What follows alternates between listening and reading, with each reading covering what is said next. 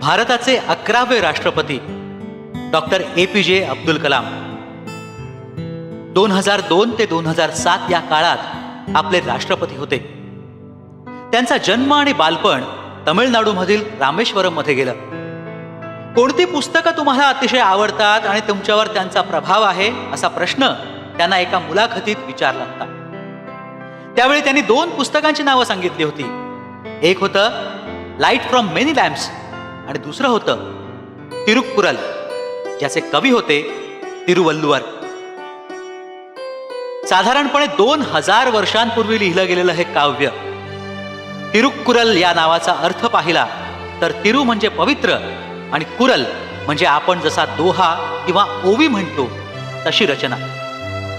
या ग्रंथात मानवी स्थिती, नीतिमत्ता आणि सद्गुण याविषयी विचार मांडलेत. तमिळनाडूतील या कवी संताविषयी आज आपण जाणून घेऊया. त्यांचा जन्मकाळ निश्चित माहित नाही. कोणी म्हणतं ख्रिस्तपूर्व 130 वर्ष तर कोणी म्हणतं इसवी सन 5वं शतक. पण यावर मात्र सगळ्यांचं एकमत असतं की तिरुवल्लुवर यांनी त्यांच्या काळापासून आजपर्यंत सामाजिक, राजकीय, आर्थिक, धार्मिक, तत्वज्ञान आणि आध्यात्मिक या सगळ्या क्षेत्रातील अनेक लोकांना प्रभावित केलंय. ते एक संत होते आणि त्यांचं लेखन, त्यांची ग्रंथसंपदा ही तमिळमधील एक अत्यंत उच्च दर्जाची निर्मिती आहे. 1330 दोहे असलेलं कुरल 3 भागात विभागलं गेलंय. आरम सद्गुण, पोरुल संपत, इम्बामफ प्रेम आणि शेवटी यातून विटू म्हणजेच मोक्ष प्राप्त करणं हे ध्येय आहे. गीता, बायबल आणि पुराण यांच्या नंतर तिरुक्कुरल या ग्रंथाचा सर्वाधिक भाषांमध्ये अनुवाद केला गेला. हिंदी, मराठी अशा भारतीय भाषांबरोबरच जर्मन, फ्रेंच, इंग्रजी अशा जागतिक भाषातूनही या ग्रंथाचा अनुवाद झालाय. मुलांनो, भारतीय उपमहाद्वीपाच्या दक्षिण टोकाला कन्याकुमारी इथं तिरुवल्लुवर यांची 133 फूट उंचीची प्रतिमा बनवलेली आहे. या ठिकाणी अरबी समुद्र, बंगालची खाडी आणि हिंद महासागर एकत्र येतात. 133 फूट हे 133 अध्यायांचं प्रतिनिधित्व करतात आणि त्यांची 3 बोटं ही त्यांचे 3 विषय अर्थात नैतिकता, धन आणि प्रेम यांचं प्रतिनिधित्व करतात. तिरुवल्लुवर यांच्या बाबतीत एक कथा आपल्याला अगदी आवडणारी आहे. तिरुवल्लुवर तामिळनाडूमध्ये अगदी प्रसिद्ध आहेत. आपल्या पित्याप्रमाणेच त्यांनी वस्त्र विणणे आणि त्याचा व्यापार करणे हा व्यवसाय स्वीकारला होता. ते मल्ल्यापूर या गावात राहत होते.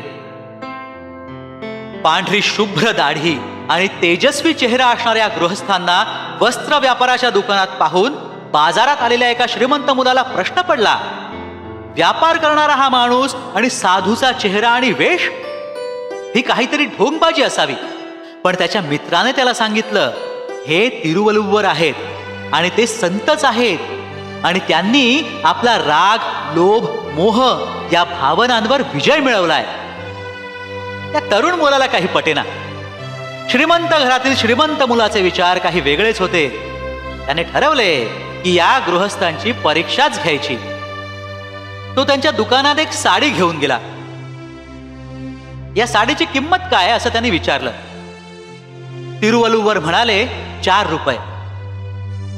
त्या मुलाने ती साडी फाडून अर्धी केली आणि मग विचारलं, अर्ध्या साडीची किंमत काय? 2 रुपये. त्याने आणखी एकदा ती फाडली आणि विचारलं, आता?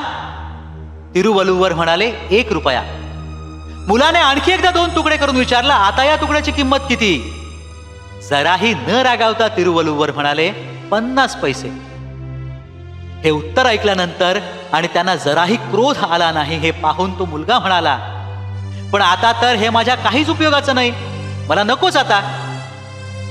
त्यावरही तिरुवल्लुवर शांतपणे म्हणाले, हो बेटा, आता तुलाच काय, कुणालाच याचा उपयोग नाही. त्यांनी आपलं वस्त्र गोळा करून ठेवायला सुरुवात केली. हे सर्व पाहून तो मुलगा लज्जित झाला त्यांच्या पाया पडला आणि म्हणाला, गुरुवर, मला क्षमा करा. मी आपल्याला ओळखलं नाही. मी खूप मोठी चूक केली. त्यानंतर त्याने साडीचे पैसे देऊ केले, पण गुरुवर तिरुवल्लुवर म्हणाले, तू तर काहीच घेतलं नाहीस. आता मी तुझ्याकडून पैसे कसे घेणार? मुलाला काहीच सुचेना.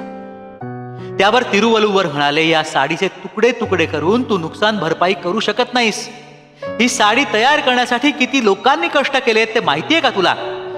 वाईट फक्त एकाच गोष्टीचं वाटतंय रे, की ही साडी एखाद्या माता भगिनीच्या उपयोगी पडली असती. मुलगा खजील झाला आणि म्हणाला, गुरुवर, मला शिष्य करून घ्या. तिरुवल्लुवर म्हणाले, आपण सदाचाराचा मार्ग स्वीकारा. दुसऱ्यांच्या कष्टांचं मोल जाणा. आपल्याकडे पैसे आहेत ते लोकोपयोगी कामांसाठी वापरा. त्यानेच तुमचं आणि समाजाचं सुद्धा कल्याण होईल. तिरुवल्लुवर यांनी अशाच साध्या सोप्या शब्दात रोजच्या आयुष्यात उपयोगी पडणाऱ्या, व्यवहारात आणणे शक्य असणाऱ्या गोष्टींबद्दल जनजागृती केली. बोध: सदाचाराच्या मार्गावर चालताना दुसऱ्याच्या कष्टांचं मोल जाणा. आपल्या जवळील पैसा लोकोपयोगी कामांसाठी वापरून समाजाचं कल्याण करा.